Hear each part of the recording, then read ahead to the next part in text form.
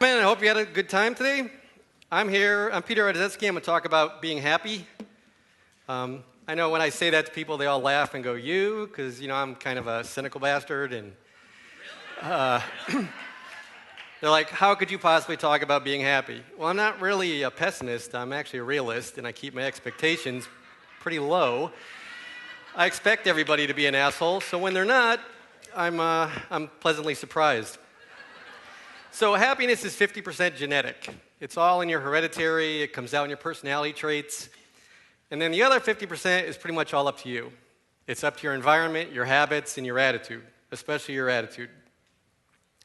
But we have a shitty environment. A lot of us all work from home. We stare at our screens for about 12 or 14 hours a day. And that doesn't help us in the long run because face-to-face interactions actually determine our longevity. And you need an awful lot of face-to-face interactions because it also releases neurotransmitters that acts like a vaccine and help you to live longer in life. Face-to-face actually has an impact on how long you're going to live and how happy you're going to be. Other studies show hugs, 20-second hugs, reduce stress, lower your blood pressure, and also release oxytocin. So Tracy was saying, go hug people. Do it for you and for them. The other piece of the environment is we're very busy people, very, very busy. Our kids are busy. We multitask like crazy. And it takes very little for that schedule to be thrown off and us be frustrated, disappointed, or, as some of you today, stuck in traffic and really pissed off. And all that rushing around doesn't really leave time to reflect. It also doesn't leave time for the 7 hours of sleep that we all need so that we can be healthy. But the reflection part is really funny because the cliche that says stop and smell the roses, they actually mean to stop and smell the roses, to take a moment and reflect. There used to be this thing called a sabbatical that people would take for 6 months or a year, and they'd go do whatever it is they wanted to do, but what they'd really be doing is looking back on their life. Where'd they come from? What did they overcome? Where are they at now?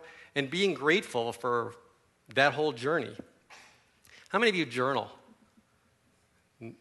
Well, you guys are happier than people that don't. Because journaling actually is our version of sabbatical. It's our version of reflection. But here's the other thing about all of that. It makes you have an attitude of gratitude. And as it turns out, the number one validated by science component for happiness is gratitude. Without it, you'll never be happy. If you're grateful, it's like taking Prozac. No, really, it releases dopamine. It makes you less depressed and less anxious. So if you could take any one thing away from that, be more grateful. Take a moment every day and you woke up. None of you are in a wheelchair, you're all happy. Look at the little things. Tip number 3 is have a sense of purpose. Without a strong purpose, it's not really possible to be happy. You have to have something to live for. That's why they say have a bucket list, right? Something for you to strive for. There are studies that show if you can identify that you're chasing after a goal, you're 19% more likely to be satisfied with your life. And I'm here to tell you that happiness is not a place. You can't find it on Google Maps. It's not a destination. Jim Rohn says happiness is by design. You have to plan for it. Think about your happiest days. Weddings, vacations, surprise birthday parties. Very well-planned events where people are happy. Doesn't happen by accident. And if you really want to do it, schedule it. Put it on your calendar. Time with your friends, time with your family, time for anything that makes you happy. If it's not on your calendar, Tom Peters says, then it's not a priority. Tip number 4 is to be generous. Altruism correlates with an increase in happiness. When we create value for others, it actually, for some strange reason, makes us feel a whole lot better. And it also gives us a strange sense of purpose. 2 things that we need to be happy. One more thing, and this kind of goes with the interactions and the hugs, have sex. There was a huge survey of 16,000 adults that says that if you have frequent sex, it's tied to greater happiness. I didn't have to tell any of the men in this audience. They were hoping for it later, but...